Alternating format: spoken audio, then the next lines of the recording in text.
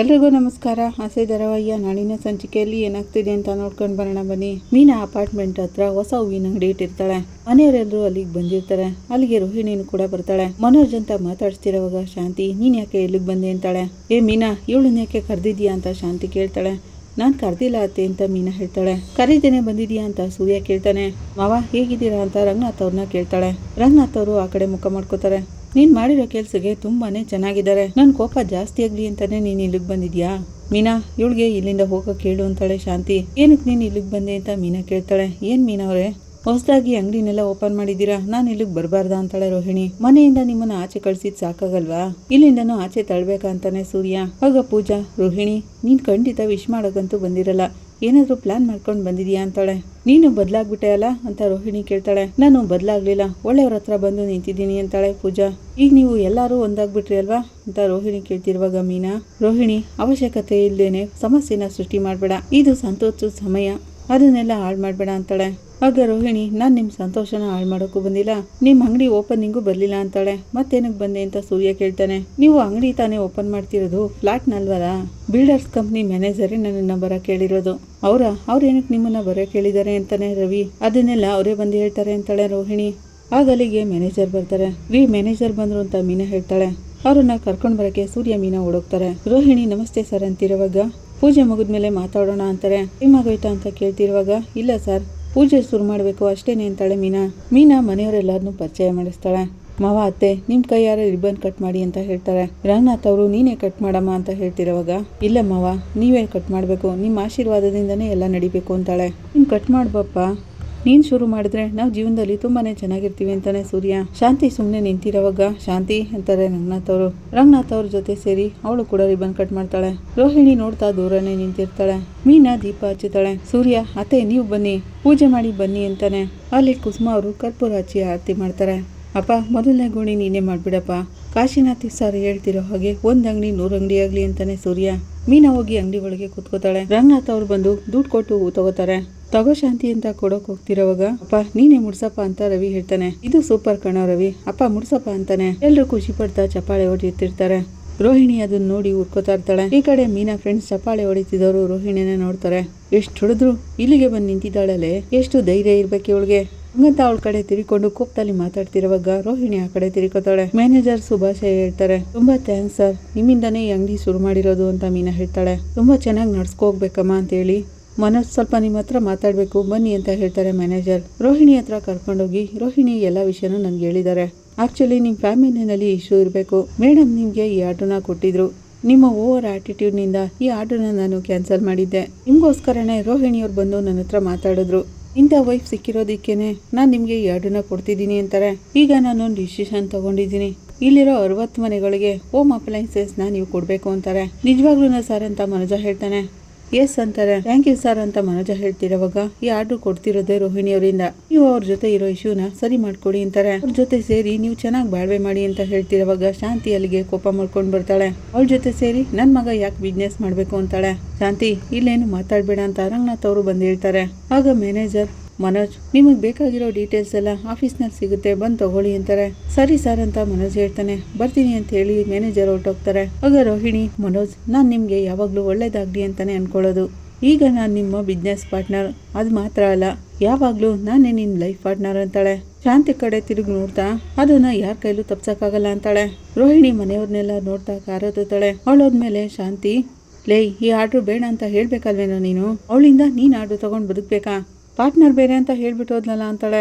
ಅಮ್ಮ, ಈಗಾಗಲೇ ಸಾಲ ಜಾಸ್ತಿ ಆಗಿದೆ, ಈ ಆರ್ಡ್ರು ಬೇಡ ಅಂತ ಹೇಳಿದ್ರೆ ಸಾಲ ಇನ್ನೂ ಜಾಸ್ತಿ ಆಗ್ಬಿಡುತ್ತೆ ಅಂತಾನೆ ಮನೋಜ. ಆಗ ಶಾಂತಿ, ಏಯ್ ಇದ್ರ ನೆಪದಲ್ಲಿ ಅವಳು ನಿನ್ ಜೊತೆ ಸೇರ್ಕೋಬೇಕು ಅಂತ ನಾಟಕ ಮಾಡ್ತಿದ್ದಾಳೆ ಕಣೋ, ಅದನ್ನೆಲ್ಲ ನಂಬೇಡ ಅಂತಿರೋವಾಗ ಅವಳು ಮಾತ್ರ ಅನ್ಕೊಂಡ್ಬಿಟ್ರೆ ಸಾಕಾ, ಅದನ್ನೆಲ್ಲ ನಾನು ಅನ್ಕೊಳ್ಳಲ್ವಲ್ಲ ಅಂತಾನೆ ಮನೋಜ್ ಅವಳು ನಿನ್ನ ಏಮಾರ್ಸಿದಾಳೆ, ಅದನ್ನ ಮಾತ್ರ ನೀನ್ ಮರಿಬೇಡ ಅಂತಾಳೆ ಶಾಂತಿ. ಅದನ್ನ ಯಾವುದೇ ಕಾರಣಕ್ಕೂ ನಾನು ಮರೆಯಲ್ಲ ಅಮ್ಮ, ಇದು ಜಸ್ಟ್ ಬಿಸ್ನೆಸ್ ಅಂತಾನೆ ಮನೋಜ. ಶಾಂತಿ, ಇದನ್ನೆಲ್ಲ ಬಿಡು, ಆಮೇಲೆ ಮಾತಾಡೋಣ. ಮೀನಾ, ನೀನ್ ಹೋಗಿ ಅಂಗಡಿ ನೋಡ್ಕೊಳಮ್ಮ ಅಂತಾರೆ ರಂಗನಾಥ್ ಅವರು. ಬನ್ನಿ ಎಲ್ರು ಅಂತ ಸೂರ್ಯ ಹೇಳ್ತಾನೆ. ಈ ಕಡೆ ಸೂರ್ಯ ಮತ್ತೆ ಚೇತಾ ನೀತು ಹೋಟೆಲ್ಗೆ ಬರ್ತಾರೆ. ಆಗ ಅಲ್ಲಿ ಕೆಲಸ ಮಾಡೋರು ಓಡ್ ಬಂದು, ಸರ್ ರೆಸ್ಟೋರೆಂಟ್ ನ ಕ್ಲೋಸ್ ಮಾಡ್ತಿದೀವಿ ಸರ್, ಬೋರ್ಡ್ ಹಾಕಿದೀವಲ್ಲ, ಈಗೇನು ಸಿಗಲ್ಲ ಸರ್, ಬೆಳಿಗ್ಗೆ ಬನ್ನಿ ಅಂತಾರೆ. ನಾವಿಲ್ಲಿ ಕೂತ್ಕೊಂಡು ಊಟ ಮಾಡಕ್ ಬಂದಿಲ್ಲ ಎಲ್ಲಿ ನಿಮ್ ಓನರು ಅಂತ ಸೂರ್ಯ ಕೇಳ್ತಾನೆ. ಅಲ್ಲಿ ಇದ್ದಾರೆ ಸರ್ ಅಂತಿರೋವಾಗ, ಏನಪ್ಪಾ ನಿನ್ ಹೆಸರು, ಯಾವ ನಿಮ್ದು ಎಷ್ಟು ಸಂಬಳ ಕೊಡ್ತಾರೆ ಅಂತ ಸೂರ್ಯ ಕೇಳ್ತಾ ಇರ್ತಾನೆ. ನನ್ನ ತಮ್ಮನ ಹೆಂಡತಿ ಹೋಟೆಲ್ ಇದೆ, ಅದರಲ್ಲಿ ಇನ್ನೂ ಜಾಸ್ತಿ ಸಂಬಳ ಕೊಡ್ತಾರೆ, ಅಲ್ಲಿಗೆ ಹೋಗ್ತೀಯಾ ಅಂತ ಕೇಳ್ತಾನೆ ಸೂರ್ಯ. ಆಗ ಅಲ್ಲಿಗೆ ನೀತು ಬರ್ತಾಳೆ. ಓಹೋ, ಇಲ್ಲೇ ಇದ್ದೀರಾ ಅಂತ ಸೂರ್ಯ ಕೇಳ್ತಾನೆ. ಸೂರ್ಯ ಅವರೇ, are you trying to love my employee ಅಂತ ಕೇಳ್ತಾಳೆ ನೀತು. ಆಗ ಚೇತಾ, ಏನೋ ಸೂರ್ಯ ಇದು ಯಾವುದೋ ಹೊಸ ತಿಂಡಿ ಬಗ್ಗೆ ಹೇಳ್ತಿರೋಗಿದೆ ಅಂತಾನೆ. ಚೇತಾ, ನನ್ನ ಸ್ಟಾಫ್ನ ಏಮಾರಿಸಿ ನಿಮ್ ಜೊತೆ ಕರ್ಕೊಂಡ್ ಬರಕ್ ಹೇಳಿದ್ಲ ಶ್ರುತಿ ಅಂತಾಳೆ ನೀತು. ನನ್ ಸೋಪನ್ ಪುಡಿಗೆ ಎದುರುಗಿರೋರ್ಗೆ ಮೋಸ ಮಾಡೋದಾಗ್ಲಿ ಬೇರೆಯವ್ರ ಗಂಡನ್ಗೆ ಆಸೆ ಪಡೋದಾಗ್ಲಿ ಗೊತ್ತಿಲ್ಲ, ಇದೆಲ್ಲ ನಿನ್ಗೆ ಅಲ್ವಾ ಚೆನ್ನಾಗಿ ಗೊತ್ತಿರೋದು ಅಂತಾನೆ ಸೂರ್ಯ. ಸರಿ, ಈಗ ಏನ್ ಬೇಕು ನಿಮ್ಗೆ ಅಂತ ನೀತು ಕೇಳ್ತಾಳೆ. ಈ ಹೋಟೆಲ್ನ ಮುಚ್ತಾ ಇದ್ದೀರಲ್ಲ, 2 ಮಸಾಲೆ ದೋಸೆ ಬೇಕಾಗಿತ್ತು ನನಗೆ ಅಂತಾನೆ ಸೂರ್ಯ. ನಿನಗೆ ಬೇಕೇನೋ ಚೇತಾ ಅಂತ ಕೇಳ್ತಿರೋವಾಗ ನನಗೆ ಪರೋಟ ಅದು ಇದು ಅಂತ ಏನೇನೋ ಲಿಸ್ಟ್ ಹೇಳ್ತಾನೆ. ಏನಮ್ಮ ಇದೆಯಾ ಅಂತ ಸೂರ್ಯ ಕೇಳ್ತಾನೆ. ನೀವು ತಿನ್ನಕ್ ಬಂದಿಲ್ಲ ಅಂತ ನನಗೆ ಚೆನ್ನಾಗಿ ಗೊತ್ತು ಅಂತ ನೀತು ಹೇಳ್ತಾಳೆ. ಏನಮ್ಮ ಎಲ್ಲ ನಿನಗೆ ಗೊತ್ತಿದ್ದೇನೆ, ತುಂಬಾ ರಾಂಗ್ ಆಗಿ ಮಾತಾಡ್ತಿದ್ಯಲ್ಲ ಅಂತಾನೆ ಸೂರ್ಯ. ನಾನೇನ್ ಮಾಡ್ದೆ ಅಂತ ನೀತು ಕೇಳ್ತಿರುವಾಗ ಚೆನ್ನಾಗಿರೋ ಗಂಡ ಹೆಂಡತಿ ಮಧ್ಯೆ ಹುಳಿ ಹಿಂಡೋ ತರ ನೀನ್ ಬಂದಿದ್ಯಲ್ಲ. ರವಿ ನಿಮ್ ಹೋಟೆಲ್ಗೋಸ್ಕರ ಎಷ್ಟೊಂದು ದುಡ್ದಿದ್ದಾನೆ, ಅವನ್ ಜೀವನದಲ್ಲೇ ನೀನ್ ಆಟ ಆಡ್ತಿದ್ಯಲ್ಲ. ಸೂರ್ಯ ಹಾಗಂತಿರುವಾಗ ಯುವರ್ ರೈಟ್ ಸೂರ್ಯ ಅವರೇ, ರವಿ ನಮ್ಮ ಹೋಟೆಲ್ಗೋಸ್ಕರ ತುಂಬಾನೇ ಮಾಡಿದ್ದಾರೆ ಅಂತಾಳೆ. ಹಿ ಈಸ್ ವೆರಿ ಸ್ವೀಟ್ ಗೈ, ತುಂಬಾನೇ ಒಳ್ಳೆಯವರು ಅಂತಾಳೆ. ಅದರಿಂದನೇ ನಾನು ಅವ್ರನ್ನ ಲವ್ ಮಾಡ್ತಿರೋದು ಅಂತಿರುವಾಗ ಚೇತಾ, ಏನಮ್ಮ ಅವ್ನಿಗೆ ಈಗಾಗಲೇ ಮದ್ವೆ ಆಗಿದೆಯಮ್ಮ ಅಂತಾನೆ. ಓ ವಾಟ್, ಮ್ಯಾರೇಜ್ ಆದವ್ರನ್ನ ಲವ್ ಮಾಡಬಾರ್ದು ಅಂತ ರೂಲ್ಸ್ ಎಲ್ಲೂ ಇಲ್ವಲ್ಲ ಅಂತಾಳೆ ನೀತು. ಈಗ ಚೇತಾ, ಏನಪ್ಪ ಸೂರ್ಯ, ಇವ್ರಿಗೆ ಹುಚ್ಚಿಡ್ದ್ಬಿಟ್ಟಿದೆ ಅಂತಾನೆ. ನಿಮಗೆ ಹುಚ್ಚಿಡ್ದಿದೆ ರವಿ ಮೇಲೆ ಅಂತಾಳೆ ನೀತು. ಆಗ ಸೂರ್ಯ, ಏಯ್ ಮತ್ತೊಬ್ರು ಮಾತಾಡುವಾಗ ಮಧ್ಯದಲ್ಲಿ ಮಾತಾಡ್ಬೇಡ, ನಾನು ತುಂಬಾನೇ ತಾಳ್ಮೆಯಿಂದ ಇದ್ದೀನಿ. ನೀನೀಗ ಮಾಡಿರೋ ಕೆಲ್ಸಕ್ಕೆ ರವಿ ಹೆಂಡತಿ ಹತ್ರ ಬಂದು ತಪ್ಪಾಯ್ತು ಅಂತ ಕ್ಷಮೆ ಕೇಳು ಅಂತಾನೆ. ನಾನು ಯಾಕೆ ಬಂದು ಕ್ಷಮೆ ಕೇಳಬೇಕು, ನಾನು ರವಿನ ಲವ್ ಮಾಡ್ತಿದ್ದೀನಿ ಅಂತಾಳೆ. ಹಾಗೆಲ್ಲ ಹೇಳ್ಬೇಡ ಅಂತ ಹೇಳ್ತಿಲ್ವಾ ಅಂತ ಸೂರ್ಯ ಹೇಳ್ತಾನೆ. ಇದೆಲ್ಲ ನನ್ನ ಇಷ್ಟ ಅಂತ ನೀತು ಹೇಳ್ತಾಳೆ. ಇಷ್ಟೊಂದೆಲ್ಲ ಓದ್ಕೊಂಡಿದೀಯಲ್ಲ, ನಿನಗ್ ಬುದ್ಧಿ ಇಲ್ವಾ, ಅವ್ನಿಗೆ ಈಗಾಗಲೇ ಮದುವೆ ಆಗಿದೆ, ಅವ್ನಿಗೆ ಹೆಂಡತಿ ಇದ್ದಾಳೆ, ನೀನೇನಕ್ಕೆ ಅವನು ಇಷ್ಟಪಡ್ತಿದೀಯಾ, ಅಸಹ್ಯ ಆಗಲ್ವಾ ನಿನ್ಗೆ ಅಂತ ಸೂರ್ಯ ಬೈತಾ ಇರ್ತಾನೆ. ಸಾಕು ಸ್ಟ್ರೈಟ್ ಆಗಿ ವಿಷಯಕ್ಕೆ ಬನ್ನಿ ಅಂತ ನೀತು ಹೇಳ್ತಾಳೆ. ಮೊದಲು ರವಿ ಹಿಂದೆ ಓಡಾಡೋದನ್ನ ನಿಲ್ಸು ಅಂತಾನೆ. ನಾನು ಅವ್ರ ಜೊತೆ ಎಲ್ಲೂ ಹೋಗೇ ಇಲ್ವಲ್ಲ, ನಾನು ಲವ್ ಮಾಡ್ತಿದ್ದೀನಿ ಅಷ್ಟೇ ಅಂತ ನೀತು ಹೇಳ್ತಾಳೆ. ನೀನು ಅಳ್ತೆಗ್ ಮಿಡಿ ನಡ್ಕೋತಿದ್ಯಾ, ಈಗಾಗಲೇ ರವಿ ಹೆಂಡತಿ ಸೋಂಪಪುಡಿ ಮನೆ ಬಿಟ್ಟು ಹೋಗಿದ್ದಾಳೆ, ಅವ್ರ ಲೈಫಲ್ಲಿ ಏನಾದರೂ ಸಮಸ್ಯೆ ಅಂತ ಬಂದ್ರೆ ನಾನಂತೂ ನೋಡ್ಕೊಂಡು ಸುಮ್ಮನಿರಲ್ಲ ಅಂತಾನೆ ಸೂರ್ಯ. ನಾನು ಏನ್ ಮಾಡ್ತೀನೋ ನನಗೆ ಗೊತ್ತಿಲ್ಲ ಅಂತಿರುವಾಗ ಚೇತಾ, ಅಲ್ಲಮ್ಮ ನೀನು ಹೋಟೆಲ್ ನಡೆಸ್ಬೇಕು ಅನ್ಕೊಂಡಿದ್ಯಾ ಇಲ್ಲ ನಡೆಸಬಾರ್ದು ಅನ್ಕೊಂಡಿದ್ಯಾ ಅಂತಾನೆ. ಆಗ ನೀತು, ಈ ತರ ಎದುರಿಸೋರಿಗೆಲ್ಲ ಭಯ ಪಡೋಳು ನಾನಲ್ಲ. ಅವಳು ಹಾಗಂತಿರುವಾಗ ನಾನ್ ನಿನ್ಗೆ ಎದುರಿಸ್ತಾ ಇಲ್ಲ, ನಡೀತಿರೋದನ್ನ ಹೇಳ್ತಿದ್ದೀನಿ. ನಿನ್ಗೆ 2 ದಿನ ಟೈಮ್ ಅಷ್ಟೇ, ಅಷ್ಟರಲ್ಲಿ ನೀನ್ ಬಂದು ರವಿ ಹೆಂಡತಿ ಸೋಂಪಪುಡಿ ಹತ್ರ ಅಮ್ಮ ಕೇಳಿ ರವಿ ನನ್ನ ಲವ್ ಮಾಡ್ತಿಲ್ಲ ಅಂತ ನೆಟ್ಟಲ್ಲಿ ಪೋಸ್ಟ್ ಮಾಡ್ಬೇಕು ಅಂತಾನೆ. ಅವನ್ ಹಾಗಂತಿರೋವಾಗ ಇಲ್ಲ ಅಂದ್ರೆ ಅಂತ ನೀತು ಕೇಳ್ತಾಳೆ. ಈ ಹೋಟೆಲು ಇರಲ್ಲ, ನೀನು ಇರಲ್ಲ ಅಂತ ಸೂರ್ಯ ಹೇಳ್ತಾನೆ. ಹಾಗಂತ ಹೇಳಿ ಸೂರ್ಯ ಚೇತಾ ಹೊರಗಡೆ ಬರ್ತಾರೆ. ಲೈ, ಇನ್ಮೇಲೆ ಇವಳು ರವಿ ಸಂಟೆಗೆ ಬರಲ್ಲ ಅಂತ ಚೇತಾ ಹೇಳ್ತಾನೆ. ಸಂಟೆಗೆ ಬರ್ದೇ ಇದ್ರೇನೋ ಸರಿ, ಬಂದ್ರೆ ಬೇರೆ ರೀತಿನಲ್ಲೇ ಡೀಲ್ ಮಾಡ್ಬೇಕಾಗುತ್ತೆ ಅಂತ ಸೂರ್ಯ ಹೇಳ್ತಾನೆ. ಈ ಕಡೆ ಶಾಂತಿ ಮನೋಜ ಇಬ್ರು ಲಾಯರ್ ಆಫೀಸಿಗೆ ಬರ್ತಾರೆ. ಮೇಡಮ್ ಇದ್ದಾರ ಅಂತ ಕೇಳ್ತಿರೋವಾಗ ಊಟ ಮಾಡ್ತಿದ್ದಾರೆ ಇದ್ದಾರೆ ಅಂತ ಸ್ಟಾಫ್ ಹೇಳ್ತಾರೆ. ಅಮ್ಮ, ಇವ್ರು ನನಗೆ ನಿಜವಾಗ್ಲೂ ಡಿವೋರ್ಸ್ ಕೊಡಿಸ್ತಾರ ಅಂತ ಮನೋಜ ಕೇಳ್ತಾನೆ. ಯಾಕೋ ಆ ರೀತಿ ಮಾತಾಡ್ತಿದ್ಯಾ ಅಂತ ಶಾಂತಿ ಹೇಳ್ತಾಳೆ. ಅಲ್ಲಮ್ಮ, ನಮ್ಮನ್ನ ಬರೋ ಕೇಳಿ ಇವ್ರು ಊಟ ಮಾಡ್ತಿದ್ದಾರಲ್ಲ ಅಂತಾನೆ ಮನೋಜ.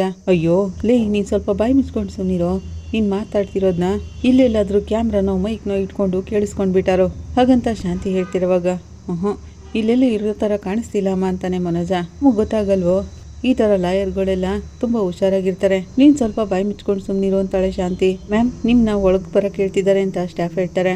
ಲಾಯರ್ ಹಸ್ಬೆಂಡು ಲಾಯರ್ಗೆ ಊಟ ಬಡಿಸ್ತಾ ಇರ್ತಾರೆ. ನಿನ್ಗೆ ಎಷ್ಟು ಸರಿ ಹೇಳಿದೀನಿ, ಊಟ ಮಾಡ್ಬೇಕಾದ್ರೆ ಯಾರನ್ನು ಒಳಗ್ ಸೇರ್ಸ್ಕೋಬೇಡ ಅಂತ. ಹಾಗಲ್ಲಪ್ಪ, 2 ಮಿನಿಟ್ಸ್ ಅವ್ರು ಮಾತಾಡ್ ಹೋಗ್ತಾರೆ, ಅದಕ್ಕೇನಕ್ಕೆ ಅವ್ರನ್ನ ವೇಟ್ ಮಾಡಿಸೋದು ಅಂತ ಲಾಯರ್ ಹೇಳ್ತಾರೆ. ಮೇಡಮ್ ಅಂತ ಶಾಂತಿ ಒಳಗ್ ಬರ್ತಿರುವಾಗ ಬನ್ನಿ ಅಂತ ಲಾಯರ್ ಹೇಳ್ತಾರೆ. ಸಾರಿ, ಇದೇ ಟೈಮಲ್ಲಿ ನಾನು ಊಟ ಮಾಡ್ತಿದ್ದೀನಿ ಅಂತ ಲಾಯರ್ ಹೇಳ್ತಾರೆ. ನೀವು ಊಟ ಮಾಡಿ, ನಾವು ಸ್ವಲ್ಪ ಹೊತ್ತು ವೇಟ್ ಮಾಡ್ತೀವಿ ಅಂತ ಶಾಂತಿ ಹೇಳ್ತಾಳೆ.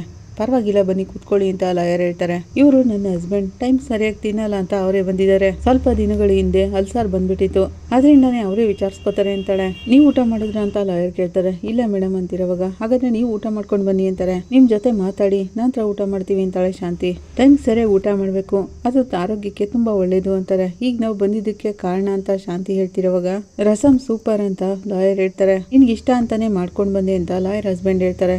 ನೀವ್ ಹೇಳಿ ಅಂತ ಲಾಯರ್ ಹೇಳ್ತಿರುವಾಗ ಶಾಂತಿ, ಒಂದ್ ವಿಷಯನ ನಿಮ್ಮ ಹತ್ರ ಕೇಳ್ಬೇಕಿತ್ತು ಮೇಡಮ್, ಅದಕ್ಕೆ ನಿಮ್ಮನ್ನ ನೋಡೋಣ ಅಂತ ಬಂದ್ವಿ ಅಂತಾಳೆ. ನನ್ ಮಗನ್ಗೆ ಒಂದ್ ದೊಡ್ಡ ಆರ್ಡರ್ ಬಂದಿದೆ, ಒಂದು ಅಪಾರ್ಟ್ಮೆಂಟ್ ನಲ್ಲಿ 60 ಮನೆಗಳಿಗೆ ಹೋಮ್ ಅಪ್ಲೈನ್ಸಸ್ ನ ಸಪ್ಲೈ ಮಾಡ್ಬೇಕಂತೆ. ಅವಳು ಹಾಗಂತಿರುವಾಗ ಸರಿ, ತುಂಬಾನೇ ಒಳ್ಳೆ ವಿಷಯ ಅಂತಾರೆ ಲಾಯರ್. ಆಗ ಶಾಂತಿ, ಇಲ್ಲಿ ಸಮಸ್ಯೆ ಏನಂದ್ರೆ ಆ ಆರ್ಡ್ರು ರೋಹಿಣಿ ಕಡೆಯಿಂದ ಬಂದಿದೆ ಅಂತಾಳೆ. ಇವನು ರೋಹಿಣಿ ಇಬ್ರು ಸೇರಿ ಆರ್ಡ್ರನ್ನ ತಗೋಬೇಕು ಅಂತ ಹೇಳಿದ್ದಾರೆ ಮೇಡಮ್. ಈಗ ಆರ್ಡ್ರನ್ನ ಬಿಡಕ್ಕೂ ಆಗ್ತಿಲ್ಲ, ತಗೊಳಕ್ಕೂ ಆಗ್ತಿಲ್ಲ ಅಂತಾಳೆ ಶಾಂತಿ. ಅದಕ್ಕೆ ನಿಮ್ಮ ಹತ್ರ ಕೇಳೋಣ ಅಂತ ಬಂದ್ವಿ. ಅವ್ರ ಜೊತೆ ಸೇರಿ ಆರ್ಡ್ರ್ ತಗೊಂಡ್ರೆ ಡೈವರ್ಸ್ಗೆ ಏನಾದ್ರೂ ತೊಂದರೆ ಆಗ್ಬೋದಾ ಅಂತ ಕೇಳ್ತಾಳೆ. ಇಬ್ರು ಸೇರಿ ಬಿಸ್ನೆಸ್ ಮಾಡೋದ್ರಿಂದ ಡಿವೋರ್ಸ್ಗೆ ಯಾವ ಪ್ರಾಬ್ಲಮ್ಮು ಬರಲ್ಲ, ಆದ್ರೆ ಈ ಬಿಸ್ನೆಸ್ ನೆಪ ಹೇಳಿ ಇಬ್ರು ಒಬ್ರಿಗೊಬ್ರು ಮತ್ತೆ ಇಷ್ಟಪಟ್ಟು ಸೇರ್ಕೊಂಡ್ರೆ ಆಗ ಡಿವೋರ್ಸ್ ತಗೊಳಕ್ಕೆ ಪ್ರಾಬ್ಲಮ್ ಬರುತ್ತೆ ಅಂತಾರೆ. ಆಗ ಶಾಂತಿ ಹಾ ಅನ್ಕೊಂಡು ಅಯ್ಯಯ್ಯೋ ಇಲ್ಲ ಮೇಡಮ್, ಹಾಗೆಲ್ಲ ನಡಿಬಾರ್ದು, ನನ್ ಮಗ ಆ ರೀತಿ ಎಲ್ಲ ಮಾಡಲ್ಲ. ಏನು ಮನೋಜ ಅಂತ ಕೇಳ್ತಾಳೆ. ಹೌದು ಮೇಡಮ್, ಇನ್ಮೇಲೆ ನಾನಂತೂ ಅವಳ ಜೊತೆ ಬಾಳಕ್ಕಾಗಲ್ಲ, ಈ ಬಿಸ್ನೆಸ್ಗೋಸ್ಕರ ಬೇರೆ ದಾರಿ ಇಲ್ಲ ಅಂತ ಅವಳ ಜೊತೆ ಮಾತಾಡ್ತಿದ್ದೀನಿ ಅಷ್ಟೇ ಅಂತಾನೆ. ಡಿವೋರ್ಸ್ ತಗೊಳ್ಳೋದ್ರಲ್ಲಿ ನಾನು ತುಂಬಾ ಸ್ಟ್ರಾಂಗ್ ಆಗಿದ್ದೀನಿ ಅಂತಾನೆ. ಹಾಗಾದ್ರೆ ಓಕೆ, ಏನೇ ಇದ್ರು ಆ ಕೇಸ್ ನಡೀತಾನೆ ಇದೆ, ಕೇಸ್ ಡೀಟೇಲ್ಸ್ ಬಗ್ಗೆ ಏನನ್ನು ಶೇರ್ ಮಾಡಬೇಡಿ ಅಂತ ಹೇಳ್ತಾರೆ. ನಾನು ಅವ್ರ ಜೊತೆ ಮಾತೇ ಆಡಲ್ಲ ಮೇಡಮ್ ಅಂತಾನೆ. ಏನೇ ಇದ್ರು ನಾನು PA ಜೊತೆನೆ ಮಾತಾಡೋದು ಅಂತ ಮನೋಜ ಹೇಳ್ತಾನೆ. ಸರಿ, ಹಾಗಾದ್ರೆ ರೋಹಿಣಿ ಮದ್ವೆಗೆ ಮುಂಚೆ ಬೇರೆ ಏನೇನೆಲ್ಲ ಮುಚ್ಚಿಟ್ಟಿದ್ದಾಳೆ ಅಂತ ಲಾಯರ್ ಕೇಳ್ತಾರೆ. ಏನೇನ್ ಪ್ರಾರ್ಥನಾ ಮಾಡಿದಾಳೆ ಅದು ಬೇರೆ ಯಾರಿಗ್ ಗೊತ್ತು ಅಂತ ಕೇಳ್ತಾರೆ. ಆಗ ಮನೋಜ, ಮೇಡಮ್ ನಮ್ಗಿಂತನೂ ನನ್ನ ತಮ್ಮ ಮತ್ತೆ ನನ್ನ ತಮ್ಮನ ಹೆಂಡತಿಗೆ ಅವಳ ಬಗ್ಗೆ ಎಲ್ಲ ಗೊತ್ತು, ಅವ್ರಿಬ್ರೇನೆ ಅವಳ ಬಗ್ಗೆ ಎಲ್ಲಾನು ಕಂಡಿಡ್ದಿದ್ದು ಅಂತಾನೆ ಮನೋಜ. ಹಾಗಾದ್ರೆ ಅವರನ್ನು ಏರಂಗೆ ಬರೋಕ್ ಹೇಳಿ, ಅವ್ರ ಹತ್ರ ನಾನೇ ಎಲ್ಲ ಡೀಟೇಲ್ಸ್ನು ಕೇಳ್ಕೊತೀನಿ ಅಂತಾರೆ ಲಾಯರ್. ಸರಿ ಮೇಡಮ್, ನಾನು ಹೇಳ್ತೀನಿ ಅಂತ ಮನೋಜ ಹೇಳ್ತಾನೆ. ಹಾಗಾದ್ರೆ ನಾವಿನ್ ಬರ್ತೀವಿ ಮೇಡಮ್ ಅಂತ ಶಾಂತಿ ಹೇಳ್ತಾಳೆ. ಈ ಕಡೆ ಮನೋಜ ಶೋರೂಮ್ನಲ್ಲಿ ಇರ್ತಾನೆ. ಆಗ ಅಲ್ಲಿಗೆ ರೋಹಿಣಿ ಚೆನ್ನಾಗಿ ಡ್ರೆಸ್ ಮಾಡ್ಕೊಂಡು ಬರ್ತಾಳೆ. ಹಾಯ್ ಮನೋಜ್, ಹೇಗಿದ್ದೀರಾ ಅಂತ ಕೇಳ್ತಾಳೆ. ನೀನ್ ಮದ್ವೆಗೆ ಮುಂಚೆ ನಾನು ತುಂಬಾನೇ ಚೆನ್ನಾಗಿದೆ, ನೀನೇನಕ್ಕೆ ಇಲ್ಲಿಗೆ ಬಂದೆ ಅಂತಾನೆ ಮನೋಜ. ಕರೆಕ್ಟ್ ಟೈಮ್ಗೆ ಬಂದೆ ಅಂತ ರೋಹಿಣಿ ಅಂತಿರುವಾಗ ಏನಂದೆ ಅಂತಾನೆ ಮನೋಜ. ಅದೇನಪ್ಪ, ಆರ್ಡರ್ ಎಲ್ಲ ಇದೆಯಲ್ಲ, ಆ ಪ್ರಾಡಕ್ಟ್ನೆಲ್ಲ ಸರಿಯಾದ ಟೈಮ್ಗೆ ಕಳ್ಸ್ಕೊಡ್ಬೇಕು ಅಂತಾಳೆ. ಅದನ್ನೇ ಹೇಳಕ್ ಬಂದೆ ಅಂತಾಳೆ. ಮನೋಜ ಅವಳನ್ನ ನೋಡ್ತಾ ಇರ್ತಾನೆ. ಛಾಯಾ, ಮೊದಲು 18 ಮನೆಗಳಿಗೆ ಪ್ರಾಡಕ್ಟ್ನ ಕಳ್ಸ್ಕೊಡ್ಬೇಕು, ಅದಕ್ಕೆ ಅಂತ ಎಲ್ಲಾನು ರೆಡಿ ಮಾಡಿ ಹೋಗು ಅಂತಾಳೆ. ಬಾಸ್, ಇವ್ರು ಹೇಳಿದ್ನೆಲ್ಲಾನು ಮಾಡ್ಲಾ ಅಂತ ಛಾಯಾ ಕೇಳ್ತಾಳೆ. ಅವ್ರನ್ನೇನ್ ಕೇಳ್ತಿದ್ಯಾ ಅಂತ ರೋಹಿಣಿ ಅಂತಾಳೆ. ಮೊದ್ಲೆಲ್ಲ ನೀವು ಬಾಸ್ ಹೆಂಡತಿಯಾಗಿದ್ರಿ, ಈಗ ಅಂತಿರೋವಾಗ ಈಗ್ಲೂ ನಾನು ಅವ್ರ ವೈಫೆ ಅಂತಾಳೆ ರೋಹಿಣಿ. ಡೈವರ್ಸ್ಗೆ ಹೋಗಾಯ್ತಲ್ಲ ಕೋರ್ಟಿಗೆ ಅಂತ ಸೀನು ಹೇಳ್ತಾನೆ. ಅದಿನ್ನೂ ಸಿಕ್ಕಿಲ್ವಲ್ಲ, ಅದು ಅಲ್ಲದೆ ಈ ಬಿಸ್ನೆಸ್ ಅಲ್ಲಿ ನಾನು ಹೇಳ್ದಾಗೆ ಕೇಳಬೇಕು ಅಂತಾಳೆ. ನಾನು ಎಲ್ಲಾನು ರೆಡಿ ಮಾಡ್ತೀನಿ, ಅಮೌಂಟ್ನ ನೀವಿಬ್ರು ಸೇರಿ ಫೈನಲ್ ಮಾಡಿ ಅಂತ ಛಾಯಾ ಹೇಳ್ತಾಳೆ. ಅದಕ್ಕೆ ತಾನೇ ನಾನು ಬಂದಿರೋದು ಅಂತ ರೋಹಿಣಿ ಹೇಳ್ತಾಳೆ. ಆರ್ಡರ್ ಲಿಸ್ಟ್ ಕೊಡು ಅಂತೇಳಿ ಮನೋಜ್ ಹಿಂದೆನೆ ಓಡಾಡ್ತಿರ್ತಾಳೆ ರೋಹಿಣಿ. ಮನೋಜ್, ಇದೆಲ್ಲ ಕರೆಕ್ಟ್ ಆಗಿದೆಯಾ ಅಲ್ವಾ ಅಂತ ಮನೋಜ್ ಹತ್ರಕ್ಕೇನೆ ಹೋಗಿ ಕೇಳ್ತಾ ಇರ್ತಾಳೆ. ಇದನ್ನ ಚೆನ್ನಾಗಿ ನೋಡಿ ಚೆಕ್ ಮಾಡ್ಕೊಳ್ಳಿ. ಅವಳು ಹಾಗಂತಿರುವಾಗ ಎಲ್ಲ ಸರಿಯಾಗಿದೆ ಅಂತಾನೆ ಮನೋಜ. ಹಾಗಾದ್ರೆ ಸ್ಟಾರ್ಟ್ ಮಾಡೋಣ ಅಂತಾಳೆ. ಏನನ್ನ ಅಂತಾನೆ ಮನೋಜ. ಅಮೌಂಟ್ನ ಫೈನಲ್ ಮಾಡ್ಬೇಕಲ್ಲ, ಅದನ್ನ ಕೇಳ್ದೆ ಅಂತಾಳೆ ರೋಹಿಣಿ. ಅವಳು ಹಾಗೇನೆ ಮನೋಜ್ ಹತ್ರ ಹೋಗಿ ಹಿಂಸೆ ಕೊಡ್ತಿರುವಾಗ ಮನೋಜ ಅಂತೇಳಿ ದೂರ ಹೋಗ್ತಾನೆ. ನೀನು ದೂರನೇ ನಿಂತ್ಕೊಂಡು ಮಾತಾಡು ಅಂತಾನೆ. ಯಾವಾಗ್ಲೂ ನಿಮ್ಮ ಹತ್ರ ಹೀಗೆ ತಾನೇ ಮಾತಾಡೋದು ಅಂತಾಳೆ ರೋಹಿಣಿ. ಆಗಂತಿರುವಾಗ ಅದೆಲ್ಲ ಮುಗ್ದೋದ್ ಕತೆ, ಈಗ ಅದೆಲ್ಲ ಬೇಡ ಅಂತಾನೆ. ಈಗ ನೀನು ದೂರನೇ ನಿಂತ್ಕೊಂಡು ಮಾತಾಡು ಅಂತಾನೆ. ನನ್ನ ಮನ್ಸಲ್ಲಿ ಏನೂ ಇಲ್ಲ, ನಿಮ್ಮ ಮನ್ಸಲ್ಲಿ ಏನಾದರೂ ಇರ್ಬೋದೇನೋ. ರೋಹಿಣಿ ಆಗಂತಿರುವಾಗ ಇಲ್ಲಿ ಕೇಳು, ನಿನ್ನ ಬಿಸ್ನೆಸ್ಗೋಸ್ಕರ ಮಾತ್ರ ಈ ಶೋರೂಮ್ ಒಳಗೆ ಬಿಟ್ಕೊಂಡಿರೋದು, ಅದಕ್ಕೆ ಅಂತಾನೆ ನಾನು ಇಷ್ಟೊತ್ತು ನಿನ್ ಜೊತೆ ಮಾತಾಡ್ತಿದ್ದಿದ್ದು, ಮತ್ತೆ ನನ್ನ ಮನ್ಸಲ್ಲಿ ಯಾವ ಭಾವನೆನೂ ಇಲ್ಲ ಅಂತಾನೆ. ನೀವು ನನ್ನನ್ನು ಬಿಸ್ನೆಸ್ ಆಗಿ ನೋಡ್ತಿದ್ದೀರಾ, ನಾನು ನಿಮ್ಮನ್ನ ಮನೋಜ್ ಆಗಿ ನೋಡ್ತಿದ್ದೀನಿ ಅಂತ ರೋಹಿಣಿ ಹೇಳ್ತಾಳೆ. ನಾನು ಯಾವಾಗಲೂ ಮನೋಜ್ ಹತ್ರ ಹೇಗೆ ಮಾತಾಡ್ತೀನೋ ಹಾಗೇನೇ ಮಾತಾಡ್ತಿರ್ತೀನಿ ಅಂತಾಳೆ. ಈಗ ನಾನು ನಿನ್ ಮನೋಜ್ ಅಲ್ಲ ಅಂತ ಮನೋಜ್ ಹೇಳ್ತಾನೆ. ನೀವ್ ಯಾವಾಗ್ಲೂ ನನ್ ಮನೋಜೆ ಅಂತ ರೋಹಿಣಿ ಹೇಳ್ತಾಳೆ. ನನ್ ಮನೋಜ್ ಯಾವಾಗ್ಲೂ ನನ್ನ ಮನಸ್ಸನ್ನ ಬಿಟ್ಟು ಎಲ್ಲೂ ಹೋಗಲ್ಲ, ಯಾವಾಗ್ಲೂ ನನಗೆ ನೀವೇ ಮುಖ್ಯ ಮನೋಜ್ ಅಂತಾಳೆ. ನೀನ್ ಯಾವಾಗ್ಲೂ ನನ್ನ ಮೆನ್ಸ್ಬಿಟ್ಟು ಹೋಗಾಯ್ತು, ಈಗ ನನಗೆ ಬಿಸ್ನೆಸ್ ಮಾತ್ರ ಮುಖ್ಯ ಅಂತಾನೆ ಮನೋಜ. ನನ್ ಕಣ್ಣು ನೋಡಿ ಹೇಳಿ ಆ ಮಾತನ್ನ ಅಂತ ರೋಹಿಣಿ ಹೇಳ್ತಾಳೆ. ಅದೆಲ್ಲ ಆಗೋಲ್ಲ, ಮೊದಲು ನೀನು ಇಲ್ಲಿಂದ ಆಚೆ ಹೋಗು, ಏನೇ ಇದ್ರು ನಿನ್ನ ಹತ್ರ ಛಾಯಾ ಬಂದು ಮಾತಾಡ್ತಾಳೆ ಅಂತಾನೆ ಮನೋಜ. ಓಕೆ ಮನೋಜ್, ಯಾವತ್ತಾದ್ರೂ ಒಂದಿನ ನಿಮ್ಗೆ ನನ್ನ ಬಗ್ಗೆ ಅರ್ಥ ಆಗುತ್ತೆ. ನನ್ನ ಮನ್ಸು ತುಂಬಾ ನೀವೇ ಇದ್ದೀರಾ, ಮನೋಜ್ ಮನೋಜ್ ಅಂತ ಯಾವಾಗ್ಲೂ ಕೇಳಿಸ್ತಾನೆ ಇರುತ್ತೆ. ಅದೇ ರೀತಿ ನಿಮ್ಮ ಮನ್ಸಿನಲ್ಲೂ ಕೂಡ ರೋಹಿಣಿ ರೋಹಿಣಿ ಅನ್ನೋ ಶಬ್ದನೇ ಕೇಳಿಸ್ತಾ ಇರುತ್ತೆ. ನಾನು ತುಂಬಾ ದೂರದಲ್ಲಿ ಇದ್ರು ಅಂತಾಳೆ ರೋಹಿಣಿ. ಛಾಯಾ, ನಾನು ಇನ್ನು ಹೋಗ್ತೀನಿ, ನಿಮ್ಮ ಬಾಸ್ ಹತ್ರ ಕೇಳಿ ಎಲ್ಲಾನು ರೆಡಿ ಮಾಡಿ ನನಗೆ ಕಾಲ್ ಮಾಡು ಅಂತ ಮನೋಜ್ ಕಡೆ ತಿರ್ಕೊಂಡು ಛಾಯಾಗೆ ಹೇಳ್ತಾ ಇರ್ತಾಳೆ. ನಾನು ಡೆಲಿವರಿ ಮಾಡ್ಬೇಕಾದ್ರೆ ಬರ್ತೀನಿ ಅಂತಾಳೆ. ಸೀನು ಅವರೇ, ನಿಮ್ಮ ಫ್ರೆಂಡ್ನ ಭದ್ರವಾಗಿ ನೋಡ್ಕೊಳ್ಳಿ ಅಂತ ಹೇಳ್ತಾಳೆ. ಅವ್ರು ಯಾವಾಗ್ಲೂ ನನಗೆ ಮಾತ್ರನೇ ಸ್ವಂತ ಅಂತಾಳೆ. ಮನೋಜ್ ಮುಂದೆ ಬಂದು ನಿಂತ್ಕೊಂಡು ಅವನನ್ನೇ ನೋಡ್ತಾ ಹಾಗೇನೆ ಹೋಗ್ತಾಳೆ. ಆಗ ಸೀನು ಬಂದ್ಬಿಟ್ಟು, ಯೋ ಏನಯ್ಯ ನೀನು ಸೈಟ್ ಅವ್ರಿಯ ತರ ನೋಡ್ತಿದ್ಯಲ್ಲ. ಅವ್ರು ಹಾಗಂತಿರೋವಾಗ ರೋಹಿಣಿನ ನೋಡ್ತಾ ಇದ್ರೆ ಏನೋ ಒಂದು ಚೇಂಜಸ್ ಆಗಿದೆಯಲ್ಲ ಅಂತ ಅನಿಸ್ತಿಲ್ವಾ ಅಂತಾನೆ ಮನೋಜ್. ಓಹೋ, ನಿಮ್ಗೆ ಆಗ ಅನಿಸ್ತಿದ್ಯಾ ಅಂತ ಪಾರ್ಕ್ ಫ್ರೆಂಡ್ ಕೇಳ್ತಾನೆ. ಅವಳು ನನ್ನ ಪಕ್ಕ ಬಂದ್ರೆ ಸಾಕು, ಏನೋ ಒಂಥರ ಅನಿಸುತ್ತೆ ಅಂತ ಮನೋಜ ಹೇಳ್ತಾನೆ. ಈ ಬಿಸ್ನೆಸ್ ಮುಗಿಯೋವರೆಗೂ ಹೇಳ್ಬೇಕು ಅಂದ್ರೆ ನಾನು ಮಾಲೆ ಹಾಕಿಸ್ಕೊಂಡ್ ಬಿಡೋದೇ ಒಳ್ಳೇದು ಅಂತಾನೆ ಮನೋಜ. ಏನು ಸ್ವಾಮಿಗಳಾಗ್ಬೇಕು ಅನಿಸ್ತಿದ್ಯಾ ಅಂತ ಸೀನು ಕೇಳ್ತಾನೆ. ಹೌದು, ನಾನು ಮಾಲೆ ಹಾಕಿಸ್ಕೊಂಡ್ ಬಿಡ್ಬೇಕು ಅಂತಾನೆ ಮನೋಜ. ಒಳ್ಳೆ ನಿರ್ಧಾರನೇ ಬ್ರೋ, ಆದ್ರೆ ಬೇರೆಯವ್ರಿಗೆ ನಿಮ್ಮನ್ನು ನೋಡಿದ್ರೆ ಭಯ ಆಗುತ್ತಲ್ಲ ಅಂತಾನೆ ಸೀನು. ನಾನು ಮಾಲೆ ಹಾಕಿಸ್ಕೊಳ್ಳೋದ್ರಲ್ಲಿ ಸ್ಟ್ರಾಂಗ್ ಆಗಿದ್ದೀನಿ ಅಂತಾನೆ ಮನೋಜ. ಈ ಕಡೆ ನೀತು ಹೋಟೆಲ್ಗೆ ಯಾರೋ ಇಬ್ರು ಬಂದು ಗ್ಯಾಸ್ನೆಲ್ಲ ಆನ್ ಮಾಡಿ ಶಾರ್ಟ್ ಸರ್ಕ್ಯೂಟ್ ಆಗೋಗ್ ಮಾಡ್ತಾರೆ. ಆಗ ಹೋಟೆಲ್ ಬ್ಲಾಸ್ಟ್ ಆಗುತ್ತೆ. ಈ ಕಡೆ ನೀತು ಮನೇಲಿ ಮನ್ಗಿರೋವಾಗ ಯಾರೋ ಇಬ್ರು ಒಳಗ್ ನುಗ್ಗಿ ಅವಳ ಕಾಲ್ ಮೇಲೆ ರಾಡ್ನಿಂದ ಹೊಡೆದು ಅವಳ ಕಾಲ್ ಮುರಿದಾಕ್ತಾರೆ. ಈ ಕಡೆ ಮನೆಯಲ್ಲಿ ಮೀನಾ, ಮಾವ ಕಾಫಿ ತಗೊಂಡ್ ಬಲ್ಲ ಅಂತಾಳೆ. ಬೇಡಮ್ಮ ಅಂತ ರಂಗನಾಥ್ ಅವರು ಹೇಳ್ತಾರೆ. ಸೂರ್ಯ ಎಲ್ಲಿ ಅಂತ ಕೇಳ್ತಿರೋ ಆಗ ನೈಟ್ ಬಾಡಿಗೆ ಇದೆ ಅಂತ ಹೋಗಿದ್ದಾರೆ ಮವ, ಇನ್ನೇನ್ ಬಂದ್ಬಿಡ್ತಾರೆ ಅಂತಾಳೆ. ಯಾಕಮ್ಮ ಹಗಲು ರಾತ್ರಿ ಎಲ್ಲ ಈ ತರ ಕೆಲಸ ಮಾಡ್ತಾನೆ? ಅವ್ರು ಹಾಗಂತಿರೋವಾಗ್ಲೇ ಸೂರ್ಯ ಬರ್ತಾನೆ. ಬಾರೋ ಸೂರ್ಯ, ಬಾಡಿಗೆ ಎಲ್ಲ ಮುಗೀತಾ ಅಂತಾರೆ. ಮುಗೀತಪ್ಪ ಅಂತಿರೋವಾಗ ಯಾಕೋ ನೈಟ್ ಎಲ್ಲ ಕಾರ್ ಡ್ರೈವ್ ಮಾಡ್ತೀಯಾ ಅಂತಾರೆ. ರೆಗ್ಯುಲರ್ ಕಸ್ಟಮರ್ ಅಪ್ಪ, ದಿಢೀರ್ ಅಂತ ಫೋನ್ ಮಾಡ್ಬಿಟ್ರು, ಆಗೋಲ್ಲ ಅನ್ನೋಕ್ಕಾಗ್ಲಿಲ್ಲ, ಅದಕ್ಕೆ ಹೋಗಿದ್ದೆ ಅಂತಾನೆ ಸೂರ್ಯ. ಸ್ವಲ್ಪ ಹೊತ್ತು ಮಲಗಿದ್ರೆ ಎಲ್ಲ ಸರಿ ಹೋಗುತ್ತೆ ಅಂತಾನೆ. ಅದೇನೇ ಇರ್ಲಿ ಕಣೋ, ರಾತ್ರಿ ಹೊತ್ತು ಡ್ರೈವ್ ಮಾಡೋದು ಒಳ್ಳೇದಲ್ಲ, ಆರೋಗ್ಯ ಹಾಳಾಗುತ್ತೆ. ಅವ್ರು ಹಾಗಂತಿರೋವಾಗ ಶಾಂತಿ, ಇನ್ನೇನ್ ಮಾಡೋದು, ಮನೋಜ್ ಮಾತ್ರನೇ ಒಳ್ಳೆ ಬಿಸ್ನೆಸ್ ಮ್ಯಾನ್ ಆಗಿರೋದ್ರಿಂದ ಹಗಲು ಹೊತ್ತು ಮಾತ್ರ ಕೆಲಸ ಮಾಡ್ತಾನೆ. ಇವನ್ ಮಾಡೋ ಕೆಲ್ಸಕ್ಕೆ 24 ಗಂಟೆನೂ ಕಾರ್ ಓಡಿಸಿದ್ರು ಎಷ್ಟು ಸಂಪಾದನೆ ಮಾಡ್ಬಿಡ್ತಾನೆ ಅಂತಾಳೆ. ಸೂರ್ಯನ ಬಗ್ಗೆ ಏನಾದ್ರೂ ಅಂದಿಲ್ಲ ಅಂದ್ರೆ ನಿನ್ಗೆ ಸಮಾಧಾನನೇ ಆಗಲ್ವಾ? ಅವನು ನ್ಯಾಯವಾಗಿ ದುಡ್ದು ಸಂಪಾದನೆ ಮಾಡ್ತಿದ್ದಾನೆ, ಅವನ ಜೀವನಕ್ಕೆ ಅಷ್ಟೇ ಸಾಕು. ಅವ್ರು ಹಾಗಂತಿರುವಾಗ ಅದೇನೇ ಅಲ್ವಾ, ನೀವು ಟ್ರೈನ್ ಓಡಿಸ್ತಿದ್ರಿ, ಇವನು ಕಾರ್ ಓಡಿಸ್ತಾನೆ, ಕಡೆವರೆಗೂ ಹೀಗೆ ಕಾರ್ ಓಡಿಸ್ಕೊಂಡು ಹೀಗೇನೆ ಇರೋದೇ ನಿಮ್ ತರನೇ ಅಂತ ಶಾಂತಿ ಹೇಳ್ತಾಳೆ. ಆಗ ಸೂರ್ಯ, ಅಪ್ಪ ಟ್ರೈನ್ ಓಡಿಸಿರೋದ್ರಿಂದನೇ ನಮ್ಮ ಸಂಸಾರ ಹೀಗೆ ಮುಂದೆ ಬಂದಿರೋದು, ಅವರು ಕಷ್ಟಪಟ್ಟು ದುಡ್ದಿರೋದ್ರಿಂದನೇ ನಿಮ್ಮ ಮಗ ಬಿಸ್ನೆಸ್ ಮ್ಯಾನ್ ಆಗಿರೋದು ಅಂತಾನೆ. ಬಿಡ ಸೂರ್ಯ, ಅವಳಿಗೆ ಇದನ್ನೆಲ್ಲ ಅರ್ಥ ಮಾಡ್ಸೋಕ್ಕಂತೂ ಸಾಧ್ಯನೇ ಇಲ್ಲ ಅಂತಾರೆ ರಂಗನಾಥ್ ಅವರು. ಆಗ ಮನೋಜ ಅಮ್ಮ ಅನ್ಕೊಂಡ್ ಬರ್ತಾನೆ. ಅವ್ರಂಗ್ ಹೋಗ್ತಿದ್ಯೇನೋ, ಹೋಗು ತಿಂಡಿ ತಿನ್ನು ಅಂತಾಳೆ ಶಾಂತಿ.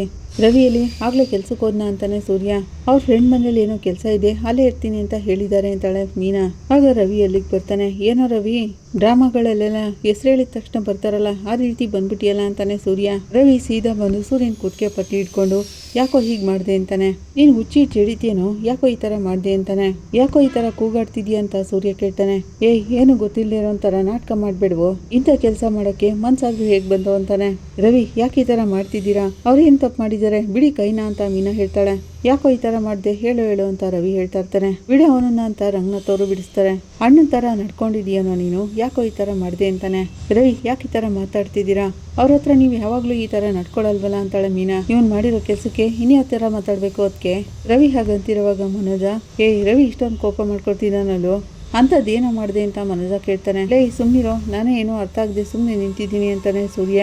ಸಾಕು ಸುಮ್ಮನಿರೋ, ತುಂಬ ನಾಟಕ ಮಾಡಬೇಡ, ಆದರೆ ಸತ್ಯವಾಗ್ಲೂ ನೀನು ಈ ಥರ ಮಾಡ್ತೀಯ ಅಂತ ನಾನು ಅನ್ಕೊಂಡೇ ಇರಲಿಲ್ಲ ಅಂತಾನೆ ರವಿ. ಈ ಥರ ಅವಮಾನ ಹೋಗಿ ಮಾಡ್ಬಿಟ್ಟಿಯಲ್ಲ ಅಂತಾನೆ. ಆಗ ಸೂರ್ಯ, ರವಿ ನೀನು ಏನು ಬೇಕಾದರೂ ಬೈಯಿ, ಆದರೆ ಏನಕ್ಕೆ ಬೈತಿದೀಯಾ ಅನ್ನೋದನ್ನ ಹೇಳ್ಬಿಟ್ಟು ಬೈಯಿ ಅಂತಾನೆ ಸೂರ್ಯ.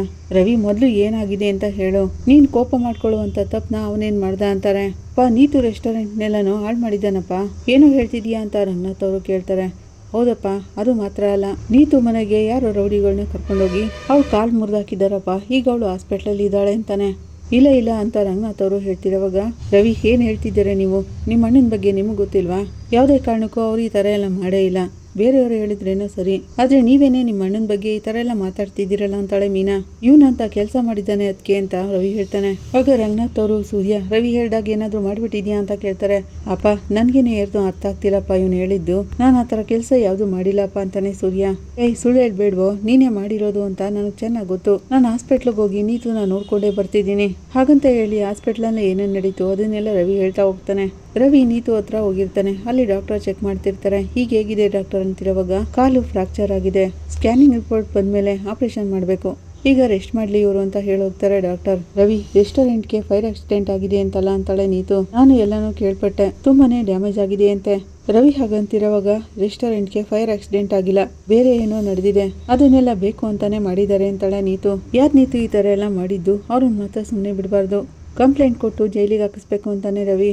ಯಾರು ಅಂತ ಹೇಳು ಅಂತಿರೋವಾಗ, ಯಾಕೆ ನಿಮ್ಮಣ್ಣ ನಿಮ್ಮ ಹತ್ರ ಏನು ಹೇಳಿಲ್ವಾ ಅಂತಾಳೆ ನೀತು. ಏನು ನಮ್ಮಣ್ಣನ, ನನ್ಗೆ ಅರ್ಥ ಆಗ್ತಿಲ್ಲ ಅಂತ ರವಿ ಹೇಳ್ತಾನೆ.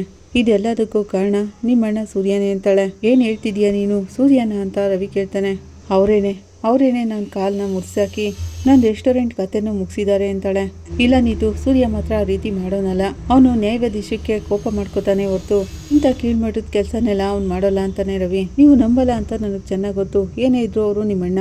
ಅವಳು ಹಾಗಂತಿರುವಾಗ, ನಮ್ಮ ಅಣ್ಣ ಅಂತ ನಾನು ಹಾಗೆ ಹೇಳ್ತಾ ಇಲ್ಲ, ಸೂರ್ಯನ ಬಗ್ಗೆ ನನಗೆ ಚೆನ್ನಾಗಿ ಗೊತ್ತು, ಅವನೇನೇ ಇದ್ರು ನೇರವಾಗಿ ಮಾತಾಡ್ತಾನೆ, ನೇರವಾಗಿ ಎಲ್ಲಾನು ಮಾಡ್ತಾನೆ ಅಂತಾನೆ. ಹೌದು, ನೇರವಾಗಿ ನನ್ನ ಜೊತೆ ಮಾತಾಡಿ ಕೆಲಸ ಮಾಡಿದ್ದಾರೆ ಅಂತಾಳೆ ನೀತು.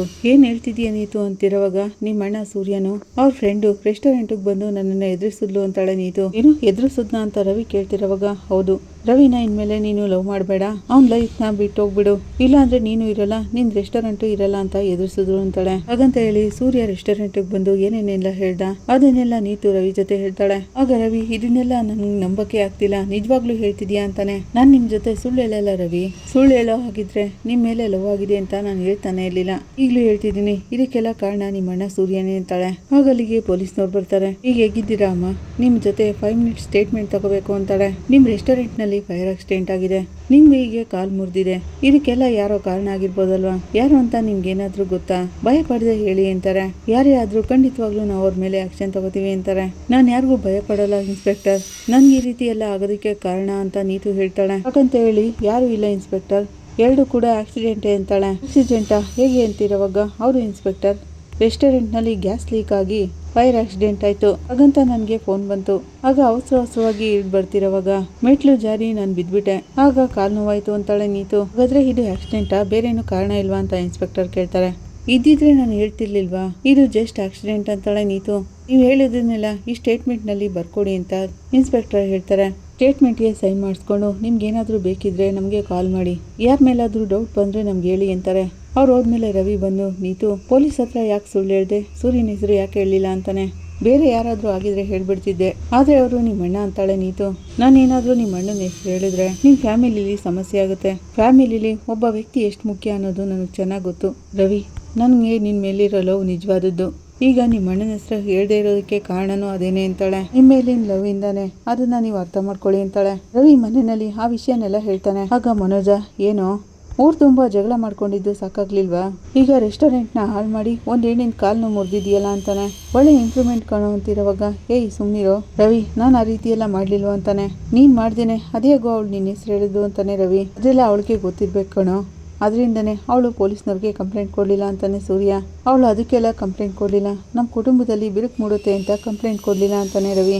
ಏನೋ ಅವಳು ಹೇಳಿದ್ನೆ ನೀನು ನಂಬ್ತಿದ್ಯಾ ಅಂತ ಸೂರ್ಯ ಕೇಳ್ತಾನೆ. ನೀನು ನಿನ್ನ ಫ್ರೆಂಡ್ ಇಬ್ಬರು ರೆಸ್ಟೋರೆಂಟ್ಗೆ ಹೋಗಿ ನೀತುನ ಎದುರಿಸ್ಲಿಲ್ವಾ ಅಂತಾನೆ ರವಿ. ನಾನು ಹೋಗಿ ಮಾತಾಡಿದ್ದು ನಿಜನೇ, ಅದಕ್ಕೆ ಇಂಥ ಕೀಳ್ಮಟ್ಟದ ಕೆಲಸನೆಲ್ಲನೂ ನಾನು ಮಾಡಿಲ್ಲ ಅಂತಾನೆ ಸೂರ್ಯ. ನಾನು ನಿನ್ನ ಲೈಫ್ಗೆ ಸಮಸ್ಯೆ ಆಗ್ತಿದೆಯಲ್ಲ ಅಂತ ಸುಮ್ಮನೆ ಹೋಗಿ ಮಾತಾಡಿದೆ ಅಷ್ಟೇ ಕಣೋ ಅಂತಾನೆ. ಏಯ್ ಸುಮ್ಮನೆ ಸುಳ್ಳು ಹೇಳ್ಬಿಡ್ವೋ, ಈಗಾಗಲೇ ನೀತುನ ಹೋಗಿ ಎದುರಿಸಿದ್ಯಾ, ಇನ್ನು ಈ ಕೆಲಸ ನೀನು ಮಾಡಿರಲ್ವಾ ಅಂತಾನೆ ರವಿ. ನೀನು ಹೇಳಿದಕ್ಕೆ ಅವಳು ಆಗಲ್ಲ ಅಂತ ಹೇಳಿದಾಳೆ, ಆ ಕೋಪದಲ್ಲಿ ನೀನು ಇದನ್ನೆಲ್ಲ ಮಾಡಿದ್ಯಾ ಅಂತ ರವಿ ಕೇಳ್ತಾನೆ. ಆಗ ಮನೋಜ ಏಯ್ ಅದರಲ್ಲಿ ಏನೋ ಡೌಟ್ ಇದೆ, ಇವನೇ ಎಲ್ಲಾನು ಮಾಡಿರೋದು ಅಂತಾನೆ. ಇವನ್ ಬಗ್ಗೆ ನನಗೆ ಚೆನ್ನಾಗಿ ಗೊತ್ತು, ಇವನ್ ಕತೆ ಏನೋ ಹೊಸ್ತಾ, ಇವನೇ ಎಲ್ಲಾನು ಮಾಡಿರೋದು ಅಂತ ಮನೋಜ ಹೇಳ್ತಿರೋವಾಗ ಸುಮ್ಮನೆ ಬಾಯಿಗೆ ಬಂದಾಗ ಮಾತಾಡ್ಬೇಡಿ, ಅವ್ರು ಹೇಳ್ತಿಲ್ವಾ ನಾನೇನು ಮಾಡಿಲ್ಲ ಅಂತ.